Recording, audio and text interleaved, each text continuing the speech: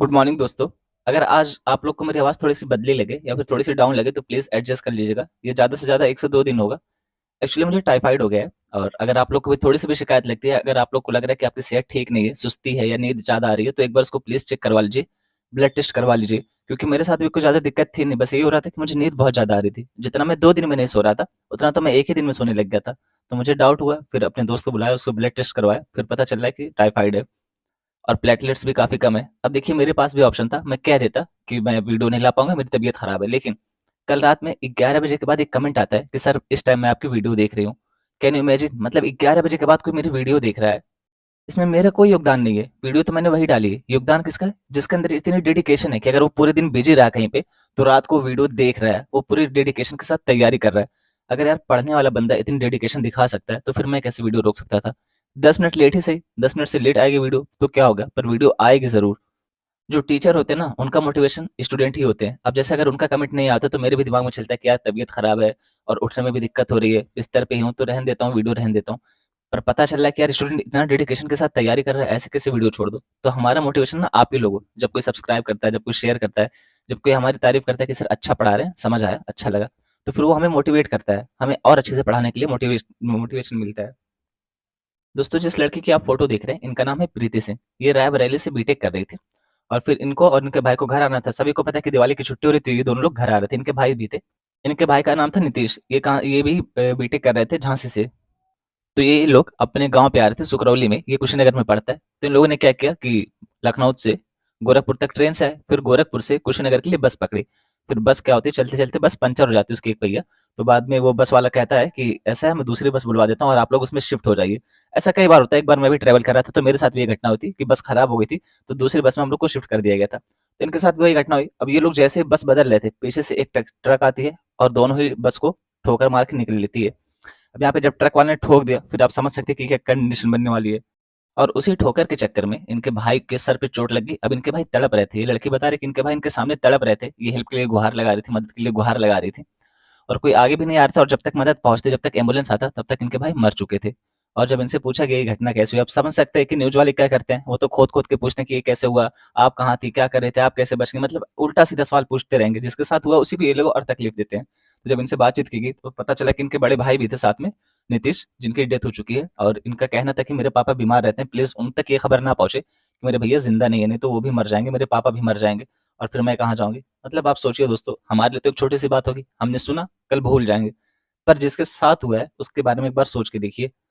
उस लड़की के ऊपर क्या बीत रहा होगा, उस फैमिली के ऊपर क्या बीतेगा जब उनको पता चलेगा कि उनका बेटा नहीं रहा जो बीटेक कर रहा था। अब वहां पे कुछ भी कह लीजिए आप, पर सामाजिक मानदंड एक ऐसा ही है, सामाजिक सोच ऐसी है कि जो बेटा होता है वो बुढ़ापे के लायक होता है, भले से वो हो ना हो, पर एक मानदंड ऐसा बन चुका है। तो यहाँ पे बेटा हो या बेटे हो, किसी की भी अगर जान गई है तो घर वालों के ऊपर क्या बीतेगी। अभी तो अपनी पढ़ाई कर रहे थे और ये भी अपनी पढ़ाई ही कर रहे हैं, अब इनके ऊपर क्या इम्पैक्ट पड़ेगा। अब जब भी ये ट्रैवल करेंगे तो इनके साथ वही चीज दिमाग में घूमेगी कि मेरे भैया के साथ मैं ट्रैवल कर रही थी और भैया की जान चली गई थी। अब इनको डर लगेगा अकेले ट्रैवल करने से। ऐसी बहुत सारी चीज़ें होती हैं यार। अब उन जब इनके पिता को पता चलेगा तो उनके ऊपर क्या बीतेगी। कहते हैं कि अगर बाप ज़िंदा और जवान बेटा मर जाए तो इससे बड़ी और कोई बात हो ही नहीं सकती है। तो ये बहुत सारी चीज़ें देखने को मिलती हैं। हम तो सुनेंगे, उड़ा देंगे। और सामान्यतः होता है कई बार ऐसा ना कि जो ट्रक वाले होते हैं, ऐसा माना जाता है कि वो कई बार ड्रिंक करके गाड़ी चलाते हैं। तो इन सब चीज़ों पे रोक लगानी चाहिए। थोड़ा-सा सेफ्टी मानदंड को भी देखना चाहिए। दोस्तों सैमसंग अपना एआई चैट चैट जीपीटी जिसको कहते हैं ना, वो लॉन्च कर रहा है। इसका क्या नाम रखा है, तो गॉस। अब इतने ज़्यादा चैट जीपीटी लॉन्च हो चुके हैं ना कि आप लोग से मैच कराने के लिए पूछेगा फ्यूचर में कि चैट जीपीटी किसका है, गॉस किसका है, वार्ड बार्ड किसका है। मतलब ये सारी चीज़ आपसे मैच कराने के लिए पूछेगा इस तरीके से। क्योंकि इतना ज़्यादा बन चुके हैं, हर कोई अपना लॉन्च कर रहा है, अमेज़न लॉन्च कर रहा है, गूगल लॉन्च कर रहा है, यहाँ पे सैमसंग लॉन्च कर रहा है, पता चल रहा है कि आने वाले टाइम पे वन प्लस लॉन्च करेगा, एप्पल लॉन्च करेगा। तो इस तरीके से सब अपना-अपना लॉन्च कर लेंगे, अपना-अपना चलाएँगे। दोस्तों जब भी केंद्र में किसी और पार्टी की सरकार होती है और राज्य में किसी और पार्टी की सरकार होती है, यानी कि दोनों अलग-अलग पार्टी की सरकार बनी रहती है, तो आप देखेंगे सामान्यतः केंद्र और राज्य में पटती नहीं है, उन दोनों में इतना अच्छा तालमेल बैठ नहीं पाता है। अक्सर आपको देखने को मिलेगा कि केंद्र और उस राज्य में जहाँ पे उस पॉलिटिकल पार्टी की पार्टी नहीं बनी हुई है, सत्ता में नहीं है, तो वहाँ पे आपको देखने को मिलेगा खींचातानी चलती रहती है। जैसे आप वर्तमान समय पश्चिम बंगाल का एग्जाम्पल ले सकते हैं। आप देखेंगे कई बार आपको ये देखने को मिलता है कि गवर्नर साहब इनको बहुत परेशान करते हैं। और यही हाल तमिलनाडु का भी रहता है अक्सर। देखिए ऐसा होता क्यों है कि अगर केंद्र में कोई और सरकार है और राज्य में कोई और सरकार है तो दोनों के बीच खींचातानी क्यों चलती है, यहाँ पे दिक्कत देखने को क्यों मिलती है। तो दोस्तों आप सभी को पता होगा कि संवैधानिक रूप से जो राज्य का प्रमुख होता है वो राज्यपाल होता है। लेकिन राज्यपाल को दोहरी भूमिका निभानी पड़ती है। कैसे? तो दोहरी भूमिका ऐसे निभानी पड़ती है कि इसका पहला काम क्या है, तो ये राज्य का संवैधानिक प्रमुख है, पहली भूमिका। दूसरी भूमिका इसकी क्या है कि केंद्र सरकार के एजेंट के रूप में भी काम करता है। यानी कि अगर कोई इमरजेंसी बनती है तो रिपोर्ट किसको देने वाला है? केंद्र सरकार को ही देने वाला है। तो इस नाते ये डबल भूमिका निभाता है और यही दोहरी भूमिका निभाने के चक्कर में कई बार ये फँस जाता है। केंद्र सरकार कहती है कि ऐसा नहीं वैसे करो, और जो संविधान कहता है और जो राज्य कहते हैं उनके अकॉर्डिंग ये नहीं कर पाते हैं राज्यपाल। तो ये चीज़ें देखने को मिलती है। अब यहाँ पे सुप्रीम कोर्ट ने ये कहा है कि अगर गवर्नर साहब बिल रोक करके बैठ जाएँ तो ये बहुत बड़ी दिक्कत की बात है। अगर असेंबली ने कोई बिल भेजा आपके पास तो आपके पास जो भी उपलब्ध विकल्प है उसका आप यूज़ करिए। ऐसा नहीं कि आप बिल को टालते रहिए। तो दोस्तों हमारे काम की क्या चीज़ है? हमारे काम की 2 चीज़ें। पहले तो ये कि केंद्र राज्य संबंध आ जाएगा चर्चा में, कि ऐसी क्या वजह है कि जहाँ पे दोनों पॉलिटिकल पार्टियाँ अलग होती हैं, तो वहाँ पे अक्सर आपको तनाव देखने को मिलता है, या फिर सहकारी संघवाद क्या है, इस तरीके से चीज़ें आपसे पूछी जा सकती हैं मेंस में। दूसरा, अगर हम राज्यपाल को यानी कि गवर्नर को कोई बिल भेजते हैं तो उसके पास क्या-क्या विकल्प उपलब्ध होते हैं। देखिए इसके पास 3 विकल्प होते हैं, 3 ऑप्शन होते हैं। पहला तो ये होता है कि बिल को इजाज़त दे दे, परमिशन दे दे, उसके बाद ये बिल अधिनियम बन जाएगा। दूसरा दूसरा या तो बिल को ये रोक ले। तीसरा, ये बिल को पुनर्विचार के लिए भेज दे। अब यहाँ पे जब पुनर्विचार के लिए भेजेगा, अब यहाँ पे जब असेंबली जो है विधानसभा, विधान परिषद, अगर ये इनके पास वापस से बिल भेजते हैं, चाहे बिल में इन्होंने संशोधन किया हो, चाहे ना किया हो, चाहे कुछ किया हो, चाहे ना किया हो, अगर ये वापस से गवर्नर को ये बिल भेजते हैं, तो गवर्नर को ये बिल मानने के लिए बाध्यकारी है, यानी कि गवर्नर को ये बिल मानना ही मानना है, उसके पास कोई अन्य विकल्प नहीं है। तो इनके पास टोटल 3 विकल्प हैं, लेकिन यहाँ पे एक और चीज़ आती है कि जो धन विधेयक होता है, धन विधेयक को ये पुनर्विचार के लिए नहीं भेज सकते, तो ये इंपॉर्टेंट पॉइंट है, इसको आप याद रखिएगा। कई बार ये क्वेश्चन बन भी चुका है। आप पीवाईक्यू उठा के देखिएगा तो राष्ट्रपति से संबंधित ये क्वेश्चन बनता है और ये राज्यपाल से संबंधित बनता है। धन विधेयक को ये पुनर्विचार के लिए नहीं भेज सकते हैं, ये इंपॉर्टेंट पॉइंट है। तो उम्मीद है कि आपको तीनों पॉइंट क्लियर हो गएगा कि अगर कोई बिल इनके पास भेजा जाता है तो कौन-कौन से विकल्प इनके पास उपलब्ध होते हैं। वैसे किसी दिन हम लोग गवर्नर के बारे में अलग से वीडियो में बात करेंगे, जो मैंने आपसे कहा था क्यूआर करके, यानी कि क्विक रिवीजन या फिर क्विक रीडिंग आप कह सकते हैं। तो उस तरीके का कोई मैं वीडियो बना लूँगा राज्यपाल के ऊपर, राष्ट्रपति के ऊपर अलग-अलग से, ताकि आप लोग का और क्लियर हो जाए। दोस्तों आप लोग को पता होगा कि वर्तमान समय इंडिया और यूएसए के बीच 2+2 वार्ता चल रही है। तो 2+2 क्या होता है? इसमें एक तो हमारा डिफेंस मिनिस्ट्री होती है, यानी कि रक्षा मंत्रालय होता है, दूसरा हमारा विदेश मंत्रालय होता है, और सामने से भी यही होते हैं इनके काउंटर पार्ट, यानी कि यहाँ पे भी डिफेंस मिनिस्ट्री अब जिस भी नाम से होगा, और यहाँ पे भी विदेश मिनिस्ट्री होती है। तो ये 2 मंत्रालय इसमें साथ में काम करते हैं। तो जब यहाँ पे इनकी मीटिंग हो रही थी तो इंडिया ने कहा है कि जो 2 स्टेट सॉल्यूशन है, किसके लिए? इज़राइल और फिलिस्तीन में जो संघर्ष चल रहा है उसके लिए 2 राज्य वाला जो सिद्धांत चलता है उसको मान्यता दे देनी चाहिए।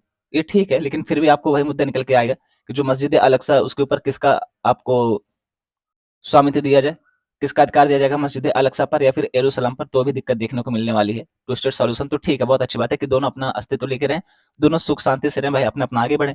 लेकिन फिर उससे वही निकल के आएगा कि यरूशलेम किसकी राजधानी बनेगी, मस्जिद अल-अक्सा किसके कब्ज़ा में जाएगी, वो चीज़ें फिर से देखने को मिलेंगी।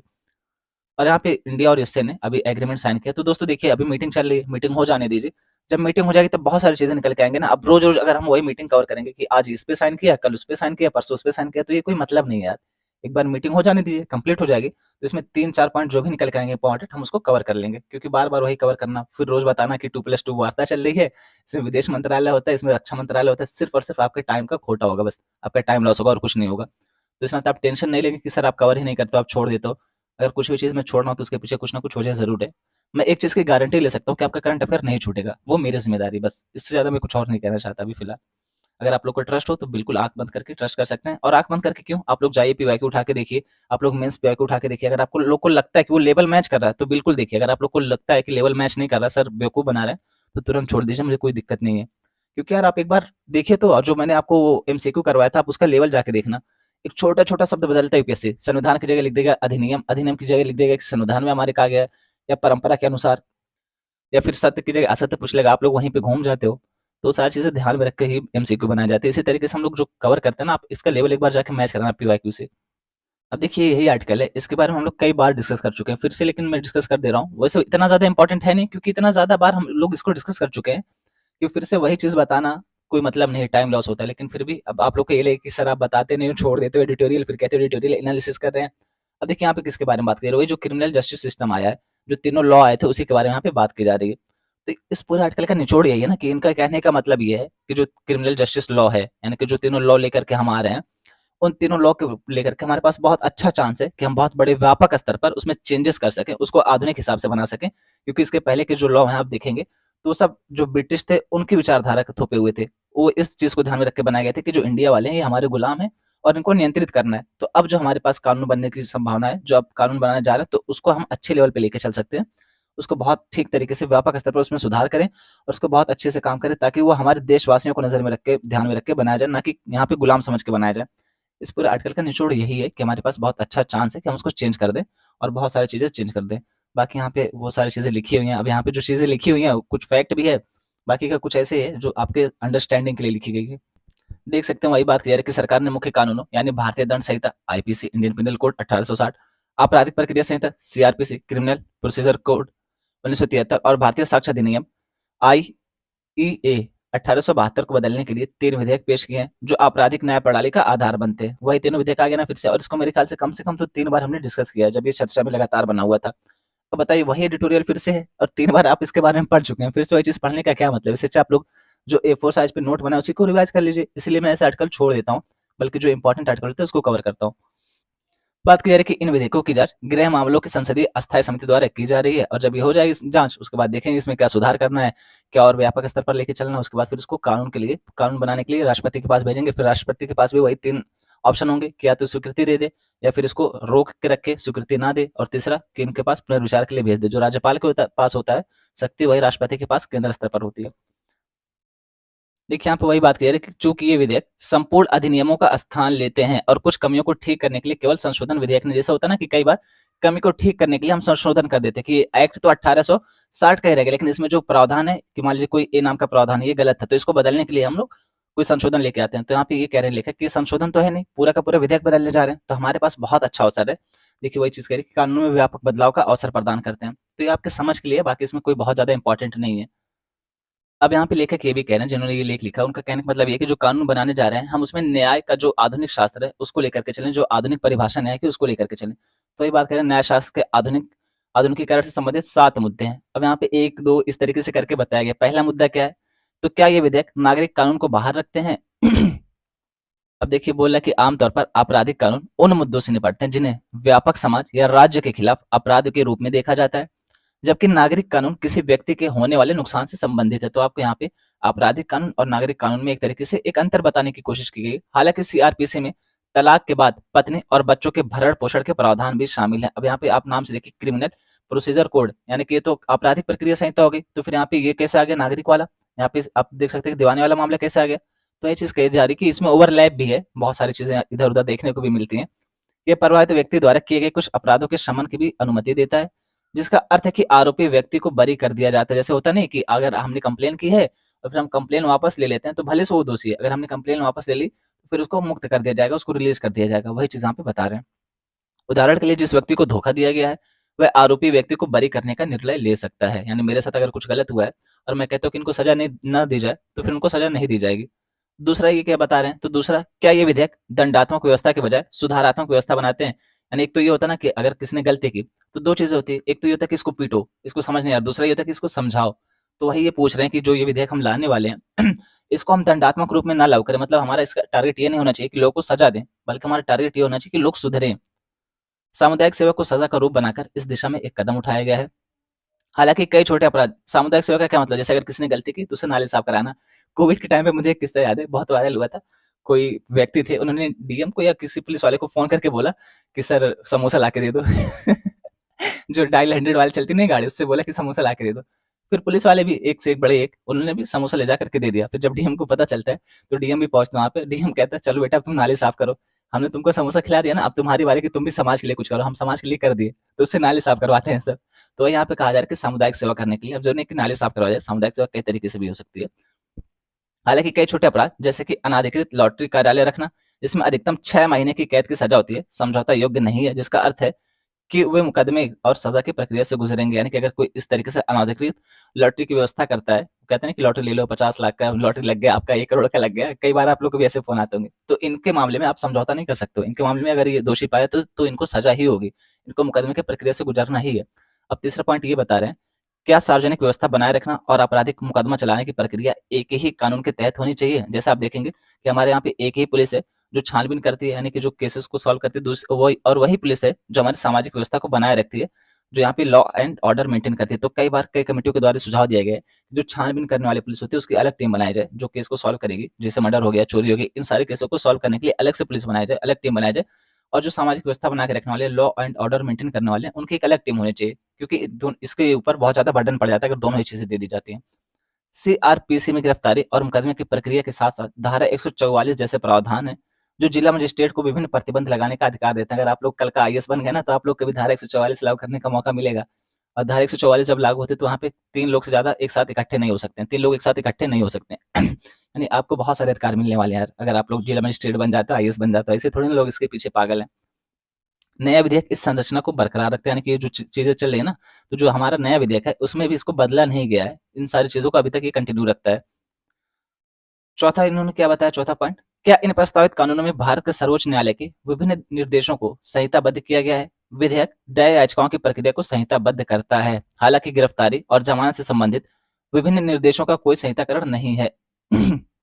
इनके द्वारा ये कहा जा रहा है कि आधुनिक जो न्याय शास्त्र की परिभाषा है उसमें अगर सर्वोच्च न्यायालय ने कोई निर्णय दिया तो क्या उस निर्णय को ध्यान में रख करके विधेयक बनाए गए हैं? क्या उस निर्णय को ध्यान में रख करके उस कानून में संशोधन किया गया या फिर नहीं किया गया? तो वही चीज यहाँ पे पूछी जा रही है।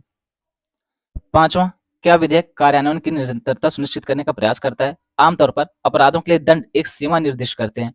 न्यायाधीश से प्रत्येक मामले की परिस्थितियों के आधार पर सीमा के भीतर सजा निर्दिष्ट करने की अपेक्षा की जाती है। जैसा होता है ना कि आपको 2 साल की सजा दी जाती है, 7 साल की सजा दी जाती है, तो वही चीज यहाँ पे कह रहे हैं कि एक सीमा होती है। तो क्या इस विधेयक में इन सारी चीजों को ध्यान में रखा गया है? अब कई सारे अपराध ऐसे भी होते हैं जहाँ पे ये जो सजा की सीमा बहुत ज्यादा होती है, जैसे कि उम्र कैद। तो उन सारी चीजों को ध्यान में रखने की बात कही जा रही है। और जो फिर वो आप कह सकते हैं फांसी की सजा दी जाती है, उसको भी ध्यान में रखने की बात कही जा रही है कि जो फांसी की सजा है, बहुत सारे देशों ने इसको हटा दिया है कि हम फांसी की सजा नहीं देंगे, मैक्सिमम हम उम्र कैद देंगे। तो क्या हम उसके ऊपर विचार करना चाहिए? क्या फांसी की सजा अभी भी चालू रखनी चाहिए, या फिर जो सुप्रीम कोर्ट कहता है कि फांसी की सजा हटा देनी चाहिए, उसको हटाना चाहिए? छठा पॉइंट इन्होंने क्या बताया, क्या आयु प्रावधानों को आधुनिक मानदंडों के लिए अद्यतन किया गया है? यानी कि जैसे आप देखेंगे इसके पहले क्या था, कि जो आईपीसी है, इसने ये कहा था कि जो 7 वर्ष से कम उम्र के बच्चे हैं, इनके ऊपर किसी भी तरीके का केस नहीं चलेगा, इनको ऊपर आप मुकदमा दायर ही नहीं कर सकते। देखिए वही चीज यहाँ पे लिखी है, आईपीसी निर्दिष्ट करता है कि 7 वर्ष से कम उम्र के बच्चों पर किसी अपराध का आरोप नहीं लगाया जा सकता है। अब यहाँ पे यह 12 वर्ष की आयु तक ऐसी छूट प्रदान करता है यदि यह पाया जाता है कि बच्चे ने अपने आचरण की प्रकृति और परिणामों को समझने की क्षमता हासिल नहीं की है। सातवां, क्या लिंग संबंधी अपराधों को अद्यतन किया गया है? यानी कि यहाँ पे जो जेंडर इक्वलिटी की बात होती है उसके बारे में बात की जा रही है कि जेंडर के बेस पे अगर हम देखें तो उसके बारे में क्या प्रावधान किए गए। यह विधेयक सुप्रीम कोर्ट के फैसले के अनुरूप है, जिसने अव्याभिचार के अपराध को रद्द कर दिया। जो आईपीसी की धारा 377 थी ना, तो इसके बारे में आपने देखा होगा कि सुप्रीम कोर्ट ने इसको रद्द कर दिया था, इसको आप अपराध नहीं मान सकते हैं। तो उसको भी बात की जा रही है कि क्या इसको इसमें समावेशित किया गया है, क्या इसको यहाँ पे ध्यान में रखा गया? तो हाँ, इसको ध्यान में रखा गया, इसको यहाँ पे हटा दिया गया और यहाँ पे अब इसको अपराध नहीं माना जाएगा। वह चीज़ यहाँ पे बताई जा रही है। जस्टिस वर्मा समिति ने 2013 में वैवाहिक बलात्कार को अपराध बनाने की सिफारिश की थी, ऐसा नहीं किया गया है। तो आप ये चीज़ ध्यान में रखेंगे, आपके मेंस के लिए बहुत इंपॉर्टेंट टॉपिक है जो वैवाहिक बलात्कार है। और आपके इंटरव्यू में अक्सर क्वेश्चन पूछते हैं कि वैवाहिक बलात्कार को लेकर के आपके क्या ख्याल है, या मतलब ऐसी चीज़ें। और अगर आप फीमेल कैटेगरी से, तब तो आपसे बहुत ज़्यादा पूछेंगे, क्योंकि आपको ये होता है ना, एक तो फीमेल हो गया अगर और शादी हो चुकी है, तब तो आपसे क्वेश्चन बनने की बहुत संभावना है। क्योंकि जनरली आपसे पूछ लेंगे कि क्या आपके साथ भी कभी ऐसी कोई घटना देखने को मिली है, या मान लीजिए आपके साथ नहीं होती है, आपके क्षेत्र में कोई ऐसी घटना देखने को मिलती है, तो आप क्या कर सकते हैं, उसके लिए क्या क्या कदम उठाए जा सकते हैं? तो वो चीज़ आपसे बहुत जनरली पूछ लेंगे। तो आप इस समिति का नाम याद रखना, जस्टिस वर्मा समिति। अगर कभी आपसे कोई पूछता है कि जो वैवाहिक बलात्कार है उसको कानूनी अपराध बनाना चाहिए कि नहीं, अगर आपसे पूछे कि पक्ष और विपक्ष में तर्क दीजिए, तो आपके पक्ष में एक तर्क ये भी जाएगा कि जस्टिस वर्मा समिति ने 2013 में सुझाव दिया था। तो इस तरीके से जब भी हम किसी समिति का नाम लेते हैं तो हमारा जो फैक्ट है वो अपने आप मजबूत हो जाता है। अब यहाँ पे वही बताया, विशेष कानूनों के साथ ओवरलैप कर रहा है। आईपीसी को 1860 में अपराध और दंड निर्दिष्ट करने वाले प्रमुख कानून के रूप में अधिनियमित किया गया था। तब से विशिष्ट अपराधों से निपटने के लिए कई कानून बनाए गए हैं। हालांकि आईपीसी और इसे बदलने वाला विधेयक इनमें से कुछ अपराधों और लागू दंडों को निर्दिष्ट करना जारी रखता है। इससे कानून में दोहराव के साथ साथ असंगतता भी पैदा होती है। कुछ मामलों में दंड अलग अलग हैं, साथ ही एक व्यक्ति को एक ही कार्य के लिए विभिन्न कानूनों के तहत अभियोजन का सामना करना पड़ता है। यानी कि मान लीजिए कोई दो व्यक्ति हैं, ए और बी, इसने भी मर्डर किया है, इसने भी मर्डर किया है। तो अब यहाँ पे इसके ऊपर अलग-अलग केस दायर होगा, किसने चोरी की थी, मर्डर किया था, या फिर ऐसे किया था, वैसे किया था, इसके तहत अलग-अलग केसेस दायर होंगे। तो ये बताया जा रहा है, और कई बार ये कहा जा रहा है कि एक ही व्यक्ति को अलग-अलग कानूनों के तहत गुजरना पड़ता है, एक ही काम के लिए। और कई बार इस कानून में ओवरलैप होता है कि सजा दी गई, इसके तहत सजा देखेंगे 5 साल है, दूसरे कानून के तहत अगर हम देखते हैं तो 3 साल है। तो यहाँ पे आप किसके हिसाब से सजा दें, वो सारी चीज़ें देखने को कह रहे हैं। उसके अलावा ये भी कह रहे हैं कि उसको ध्यान देना चाहिए, उसको हटाने की कोशिश करनी चाहिए। कुछ मामलों में इस पर ध्यान दिया गया है, जैसे कि लीगल मेट्रोलॉजी एक्ट 2009 में कहा गया है कि वजन और माप से संबंधित आईपीसी के प्रावधान लागू नहीं होंगे। विधेयक इन प्रावधानों को हटा देता है। जो नया वाला विधेयक आ रहा है, इसमें ये कहा गया है कि जो लीगल मेट्रोलॉजी एक्ट है 2009 में, इसमें वजन और माप से संबंधित जो भी आईपीसी के प्रावधान लागू थे, अब से वो लागू नहीं होंगे। हालांकि विधेयक आईपीसी की तरह कई अन्य अधिनियमों के साथ ओवरलैप होता है, जैसे कि खाद्य पदार्थों में मिलावट हो गई, मिलावटी दवाओं की बिक्री हो गई, बंधुआ मजदूरी हो गई और लापरवाही से गाड़ी चलाने से संबंधित कोई चीज हो गई। तो इन सबको लेकर के ओवरलैप करता है। ये इसकी कमियां हैं जो विधेयक आने वाला है, आप लोग इसको नोटिस करिए। गर्भपात एक अपराध बना हुआ है। हालांकि medical termination of pregnancy act 1971 के तहत कुछ शर्तों के तहत इसकी अनुमति है, यानी कि अगर सामान्यतः कोई इशू देखने को नहीं मिलता है और 24 सप्ताह के बाद आप अगर गर्भपात करवाते तो एक कानूनन जुर्म है। तो वही चीज यहाँ पे बताया जाए। सीआरपीसी की जगह लेने वाले विधेयक माता पिता के भरण पोषण की आवश्यकता वाले प्रावधान को बरकरार रखता है। हालांकि इस संबंध में 2007 में एक विशेष अधिनियम पारित किया गया था। अब देखिए, ये आपकी समझ बढ़ाने के लिए पूरा आर्टिकल और कुछ नहीं है। और ये जो गर्भपात वाला अधिनियम है, इसके बारे में हमने अच्छे से बात की थी, अगर आप लोग को याद होगा, जब वो सुप्रीम कोर्ट ने एक महिला को कहा था कि आप नहीं कर सकते गर्भपात। तब भी हमने इसके बारे में बात की थी बहुत अच्छे से। बाकी यहाँ पे बताया कि जो परिभाषाएं और प्रारूपण है, कि कुछ सारे ऐसे टर्म होता है ना कि जिसको हम परिभाषित नहीं करते हैं। जैसे संविधान में ही जो छुआछूत है, अस्पृश्यता, उसको परिभाषित नहीं किया गया, तो ऐसे ही कई बार एक्ट में भी परिभाषित नहीं किया जाता है। तो ये चीज बता रहे कि उसको परिभाषा दीजिए। और पहले जो मानसिक पीड़, जिसको मानसिक विकृति का रोग कहते थे, मानसिक विकृति व्यक्ति कहते थे, अब उसको मानसिक समस्या से ग्रसित रोग व्यक्ति कहेंगे। और 21 अधिनियम के तहत कहेंगे तो मानसिक बीमारी की परिभाषा मानसिक स्वास्थ्य देखभाल अधिनियम 2017 के समान है। तो यहाँ पे मानसिक स्वास्थ्य देखभाल अधिनियम 2017 में जो कहा गया है कि मानसिक बीमारी या कि मानसिक अस्वस्थता का कौन शिकार होगा, तो उसके हिसाब से यहाँ पे मानसिक बीमारी की परिभाषा रखी गई। इनको पहले विकृत दिमाग वाला कहा जाता था। तो आप तो देखिए, यहाँ पे ही पता चल रहा है कि विकृत दिमाग वाला, यहाँ की उसकी सीधा सीधा बेइज्जती की जा रही है, उसका अपमान किया जा रहा है। किसी को भी अगर आप कोई कह दो कि यार तुम विकृत मनोवृत्ति के हो क्या, उसको बुरा लग जाएगा।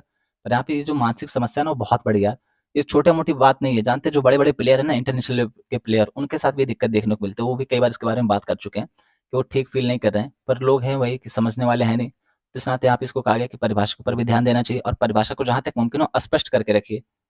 ऐसा ना होने पाए कि परिभाषा के अभाव में पता चल रहा है कि कोई जो अपराधी था वो छूट गया है और कई बार ओवरलैप देखने को मिलता है। अब वो सारी आपकी बेसिक अंडरस्टैंडिंग के लिए थी। बाकी यहाँ पे ये तीनों विधेयक है। आप लोग को, अगर आप लोग मेरे साथ जुड़े हैं 3-4 महीने से, तो आप लोग को ये याद आ रहा होगा। कई बार मैं आप लोग को ये फ़ोटो दिखा चुका हूँ। इंडियन पिनल कोड को क्या कहा जाएगा? भारतीय न्याय संहिता कहा जाएगा और ये 2023 में आ रहा है, तो नाम सीधा-सीधा उसमें बताने की ज़रूरत है नहीं। इसी तरीके से जो सीआरपीसी, इसको क्या कहा जाएगा? तो भारतीय नागरिक सुरक्षा संहिता कहा जाएगा। इस तरीके से जो इंडियन एविडेंस एक्ट है, आईईए है, इसको क्या कहा जाएगा? तो भारतीय साक्ष्य बिल कहा जाएगा, यानी कि साक्ष्य संहिता आप कह सकते हैं। तो इसमें देखिए क्या होगा, 356 सेक्शन होंगे। उसके अलावा 511 थे किसमें? आईपीसी में। अब इसमें कितना होगा? तो इसमें 356 होंगे। जो भारतीय साक्ष्य संहिता है, साक्ष्य बिल है, इसमें आप देख सकते हैं कि 170 सेक्शन होंगे। बाकी इसमें आप देख सकते हैं कि 533 सेक्शन होंगे। अब यहाँ पे ये सारी चीज़ें हैं यार, मतलब ये सारी चीज़ें मैं आपको पहले भी बता चुका हूँ। ये एक तरीके से आपका रिवीजन है और ये इमेज देख के आपको तुरंत दिमाग में घूम गया होगा कि ये तो यार 3-4 बार हम लोग डिस्कस कर चुके हैं। बाकी जो इसमें इम्पोर्टेंट था मैंने बता ही दिया। अगर आप लोग को लगता है कि फिर भी नहीं कुछ रह गया है, कुछ अधूरा मुझे और जानना है, तो कोई बात नहीं, एक बार कमेंट कर दीजिएगा, उसकी अलग से ही वीडियो बना दूँगा इसको लेकर के। बल्कि एक बार इसको आ जाने दीजिए, जब अधिनियम बन जाएगा तो अपने आप ही चर्चा में आएगा। जब अधिनियम बन जाएगा तो एक बार फिर से देख लेंगे, ऐसा क्या? अगर आप लोग क्या, तो मैंने आपको बताया था कि इसके लाने के पीछे वजह क्या है। तो इसमें पहला बताया गया था कि जो ब्रिटिश है, ये उनके दिमाग की उपज थी आईपीसी सीआरपीसी, तो उसको बदलने के लिए। फिर इतना लंबा समय बीत चुका है, कई सारी नई-नई चीज़ें देखने को मिल रही है, जैसे यहाँ पे डिजिटल मीडिया हो गया, वो भी देखने को मिल रहा है। तो ये सारी चीज़ें थी जिसके जो वजह थी इसको लाने के पीछे। बाकी इसके फ़ायदे, नुकसान, वो सारी चीज़ें हमने देखी ही थी। यहाँ पे बात की जा रही है यूएस के द्वारा चिकनगुनिया से निपटने के लिए दुनिया के पहले टीके को मंजूरी दी गई, पहले वैक्सीन को मंजूरी दी गई। इसका नाम क्या रखा गया? तो इक्सचिक। तो आप ये नाम याद रखिएगा, इक्सचिक क्या है? आपसे पूछेगा सामान्यतः इक्सचिक क्या है? आपसे कुछ भी 3-4 यहाँ पे वर्ड दे देगा कि इस इक्सचिक क्या है, या फिर जनरली पूछ लेगा कि किसके लिए बनाया गया था, किस बीमारी के टीका है ये। तो आपको वो चीज़ याद रखनी है, किसके लिए? चिकनगुनिया के लिए, इसको याद रखिएगा। और इसको 18 वर्ष और उससे अधिक उम्र के लोगों को भी दिया जाएगा, यानी कि जो बच्चे हैं उनको नहीं दिया जाएगा, एडल्ट को दिया जाएगा। यहाँ पे सैन्य अभ्यास के बारे में बात करें, किसके किसके? तो भारत और बांग्लादेश की नौसेनाओं ने कॉर्पेट और एक्स बोंगो सागर अभ्यास किया। किसका अभ्यास है? तो ये नेवी का अभ्यास है, इंडिया और बांग्लादेश के बीच में होता है। NHAI, national highway authority of India, राष्ट्रीय राजमार्ग प्राधिकरण के बारे में बात की जा रही है। इसने मुद्रीकरण के लिए एनएचएआई टीओटी बोली संबंधित बोली सुरक्षा के रूप में पहला इंश्योरेंस श्योरिटी बॉन्ड स्वीकार किया है। तो ये आपको ध्यान रखना है कि एनएचएआई के द्वारा पहला इंश्योरेंस श्योरिटी बॉन्ड स्वीकार किया गया है। इसको लागू कर दिया गया, किस लिए? ताकि ये पैसा उठा सके मार्केट से और फिर काम कर सके अच्छी लेवल पे, बस। यहाँ पे बात करें आईटीबीपी के बारे में। आईटीबीपी क्या है? तो इंडो तिब्बतन बॉर्डर पुलिस। अब यहाँ पे नाम से आप समझ सकते हैं कि कहाँ पे किस बॉर्डर पे लगेगी। तो जहाँ जहाँ पे चाइना का बॉर्डर है ना, वहाँ पे ये फोर्स लगाई जाती है। अभी हमारी एक आर्म फोर्स है। तो इसका 62वां स्थापना दिवस मनाया गया। इसका स्थापना कब हुई थी? तो 1962 में हुई थी, 24 अक्टूबर 1962 को। और इसके वर्तमान समय में जो प्रमुख है वो कौन है? तो ये अनीश दयाल जी हैं। आप इसको ऐसे याद रखिए कि चाइना के साथ दया नहीं दिखानी है, इसलिए अनीश दयाल जी को लगाया गया है। तो ये चीज़ आप याद रख सकते हैं। बाकी यहाँ पे जो सस्टेनेबल एनर्जी बिल्डिंग है इसको भी बनाया गया है। इसके अनावरण की बात की गई है हमारे जो गृह मंत्री जी हैं इनके द्वारा, क्योंकि ये मुख्य अतिथि थे जब इसका 62वां स्थापना दिवस मनाया जा रहा था। और यहाँ पे जो बिल्डिंग है ना ये वाली, इसका फायदा क्या है, मतलब जो सस्टेनेबल एनर्जी बिल्डिंग बनाई गई इसका फायदा क्या है, इसको किस लिए बनाया गया। तो दोस्तों आप देखेंगे कि जहाँ पे लगे रहते हैं उत्तराखंड में, तो यहाँ का तापमान बहुत ज्यादा गिर जाता है, मतलब यहाँ पे बहुत ज्यादा ठंड पड़ती है। पहाड़ी इलाका पूरा हिमालय वाला क्षेत्र है, वहाँ पे सुरक्षा के लिए लगे रहते हैं, तो तापमान बहुत ही कम होता है। कई बार आप यकीन नहीं मानेंगे तो ये गिर करके माइनस में चला जाता है, 40 डिग्री सेल्सियस, -45 डिग्री सेल्सियस। तो यहाँ पे हमारे जवान सेना में खड़े रहते हैं, वो हमारे देश की रक्षा के लिए खड़े रहते हैं। तो आप सोचिए कि कितना बड़ा योगदान दे रहे हैं वो। और ये जो बिल्डिंग बनाई गई, इस बिल्डिंग का टेम्परेचर कितना रखा जाएगा, तो 18 से 19 डिग्री सेल्सियस। तो इस नाते, ताकि अगर किसी को ज़्यादा दिक्कत हो रही है तो उसको यहाँ पे ला करके इलाज वगैरह किया जा सके, और यहाँ पे वो थोड़ा सा समय के लिए अपना सुरक्षा देख सकें, वहाँ पे रह सकें, थोड़ा सा आप कह सकते हैं कि कंफर्टेबल फील कर सकें। क्योंकि यहाँ पे बाहर तापमान कितना 40 से 45 डिग्री सेल्सियस, अंदर का तापमान 18 से 19 डिग्री सेल्सियस, और ये माइनस में 40 से 45, यानी कि यहाँ पे आप कह सकते हैं बर्फ जम चुकी होगी। और ये 18 से 19 डिग्री सेल्सियस है, तो ये ठीक रहता है, बहुत ज़्यादा ना तो ठंडी पड़ेगी ना बहुत ज़्यादा गर्म पड़ेगी, तो ये ठीक रहेगा उनके लिए। अब यहाँ पे बात करें कृषि और प्रसंस्कृत खाद्य उत्पाद निर्यात विकास प्राधिकरण यानी कि अपेडा ने समुद्र के रास्ते नीदरलैंड को केले की पहली परीक्षण खेप के निर्यात की सुविधा प्रदान की। तो कहाँ पे पहले समुद्र के रास्ते से पहली बार किसको भेजा है, नीदरलैंड को भेजा है। अब आपसे वनडे एग्जाम या स्टेट बेसिस में बहुत ही इंटरेस्टिंग क्वेश्चन बन जाएगा। उसके अलावा एक और इंपॉर्टेंट पॉइंट यहीं पे लिखा है, भारत विश्व में केले का सबसे बड़ा उत्पादक देश है, तो आप ये देख सकते हो। उसके अलावा कुछ और इंपॉर्टेंट पॉइंट मैंने यहाँ पे लिख दिया, विश्व का सबसे बड़ा केला उत्पादक देश होने के बावजूद वैश्विक बाजार में भारत का केले के निर्यात का हिस्सा केवल 1% ही है। अब इसको बढ़ाना है हमें। भले ही विश्व के 35.36 मिलियन मीट्रिक टन केले उत्पादन में देश की हिस्सेदारी 26.45%, यानी कि उत्पादन हम सबसे ज्यादा करते हैं, लेकिन जब निर्यात की बात आती है तो निर्यात नहीं करते हैं। क्यों भाई, भारत वालों सबके सब तुम ही लोग खा जाते हो। सबके सब हम ही लोग खा जाते हैं भाई। भारत ने वित्तीय वर्ष 2022-23 में 176 मिलियन अमेरिकी डॉलर के केले का निर्यात किया, जिसकी मात्रा 0.36 मिलियन मीट्रिक टन के बराबर है। केला उत्पादन में अगर आप देखें तो आंध्र प्रदेश, तमिलनाडु, केरल, महाराष्ट्र, गुजरात, तेलंगाना और उत्तर प्रदेश राज्यों में उगाई जाने वाली एक प्रमुख बागवानी फसल है। आंध्र प्रदेश केले का सबसे बड़ा उत्पादक राज्य है। इसके बाद स्थान आता है महाराष्ट्र का, कर्नाटक का, तमिलनाडु का और उत्तर प्रदेश का। अगर आप में से कोई इस राज्य से है तो उसको जरूर ध्यान रखिएगा। कई बार आपसे पूछा जाता है ना कि हमारे राज्य में सबसे ज्यादा कौन सी फसल पाई जाती है, हमारा राज्य जो है किस किस फसल के उत्पादन में प्रमुख रूप से निकल के आता है, सबसे ज्यादा किसका उत्पादन करता है। तो ये सारी चीजें आपको इंटरव्यू में या फिर मेंस में तो नहीं कह सकते, लेकिन इंटरव्यू में बहुत अच्छे से पूछा जाता है कि आप अपने राज्य के बारे में कितना जानते हो, आप अपने क्षेत्र के बारे में कितना जानते हो, वहाँ पे कृषि कैसी होती है, वहाँ का तापमान कैसा है, वहाँ पे वर्षा कितनी होती है, कितना मिलीमीटर होती है, कितना सेंटीमीटर होती है, और वहाँ पे किस टाइप के आप उर्वरक यूज करते हैं खेती करने के लिए, कितना सिंचाई की जरूरत पड़ती है, सारी चीजें आपसे बहुत जनरली पूछी जाती है। क्योंकि जो आपका नॉलेज है ना वो आप चेक कर चुके हैं, नॉलेज आपका मेंस में चेक हो चुका है, प्री में चेक हो चुका है कि आपके पास इतनी नॉलेज है, तभी आप इंटरव्यू तक पहुंचे। तो इंटरव्यू में बस वो ये देखते हैं कि आप कितने कॉन्फिडेंट हो, आप जो बता रहे हो, आप जो बोल रहे हो उसका कितना इम्पैक्ट पड़ रहा है, आप किसी को कॉन्विंस कर पा रहे हो कि नहीं कर पा रहे हो, आपकी बात में कितना दम है, आप कोई चीज जानते हैं अपने आसपास के क्षेत्र को लेकर के, जागरूक हैं कि नहीं है। क्योंकि आपको जब आप मान लीजिए आईएएस बन जाएंगे तो आपको काम क्या करना है, आपके आसपास का जो क्षेत्र है उसके बारे में जानकारी तो रखनी है, वहां पे ही तो काम करना है। इसी नाते वो आपको ये टेस्ट करते हैं कि आपके पास कितना कॉन्फिडेंस है, आप अपने आसपास के क्षेत्र के बारे में कितना जानते हैं। अगर आप जिस राज्य से आ रहे हैं, जिस शहर से आ रहे हैं, आप उसके बारे में ही नहीं जानते, उसकी कोई विशेषता है, जैसे कोई जयपुर से आ रहा है, उसको पिंक सिटी क्यों कहा जाता है, अगर इसको यही नहीं पता है तो भैया उससे तो ये जनरली क्वेश्चन पूछेंगे ना कि आपके शहर को पिंक सिटी भी कहा जाता है, इसके पीछे की वजह क्या है, और आप कहते हैं नहीं पता है, तो नेगेटिव इम्पैक्ट तो पड़ेगा ना। तो हमें अपने आसपास के बारे में जानना है। अन्य राज्य जो केले का उत्पादन करते हैं उनमें गुजरात, कर्नाटक, मध्य प्रदेश, बिहार, पश्चिम बंगाल, असम, छत्तीसगढ़, उड़ीसा, मिजोरम और त्रिपुरा भी शामिल हैं। भारतीय केले के प्रमुख निर्यात स्थलों में कौन-कौन है? तो ईरान, इराक, संयुक्त अरब अमीरात, Oman, Uzbekistan, Saudi Arab, Nepal, Qatar, Kuwait, Bahrain, Afghanistan और मालदीव हैं। इसके अलावा यूएसए भी हो गया, रूस, जापान, जर्मनी, चीन, नीदरलैंड, ब्रिटेन और फ्रांस। एक तरीके से कह सकते हैं सबको हम लोग केला भेजते हैं। सबके सब खाओ, स्वस्थ रहो। यहीं तक रखते हैं दोस्तों ये वाली वीडियो। आप लोग के लिए आज एक और वीडियो आने वाली है, और आज ना तो मैंने आपको आंसर राइटिंग के लिए कोई क्वेश्चन दिया है, ना ही कुछ और दिया है। उसके पीछे वजह ये क्योंकि मैंने आपको इससे लिखने के लिए कहा था। तो इससे लिखिए, कुछ लोग फ्राइडे में लिखते हैं, कुछ लोग सैटरडे में लिखते हैं, संडे को तो फुल एंजॉय करते हैं आप लोग, संडे को तो कुछ और करना नहीं है। तो यहीं तक रखते हैं दोस्तों वीडियो। आज आपकी एक और वीडियो आने वाली है, आपको जान के अच्छा लगेगा उसके बारे में। जब आप सुनेंगे उसको, वीडियो को देखिएगा जरूर, आपका जो एक कॉन्सेप्ट है ना वो क्लियर हो जाएगा। एम लक्ष्मीकांत का एक चैप्टर है जिसका नाम है केंद्रीय सूचना आयोग, उसके बारे में वीडियो है, तो आप देखेंगे उसको, अच्छा लगेगा आपको। यहीं तक रखते हैं वीडियो। बोलने में जो भी गलती है उसके लिए दिल से सॉरी। आप सबके सपोर्ट के लिए बहुत बहुत बहुत बहुत धन्यवाद। इसी तरीके से सपोर्ट बनाए रखिए और चीज़ें सुधर जाएंगी, सब ठीक हो जाएगा।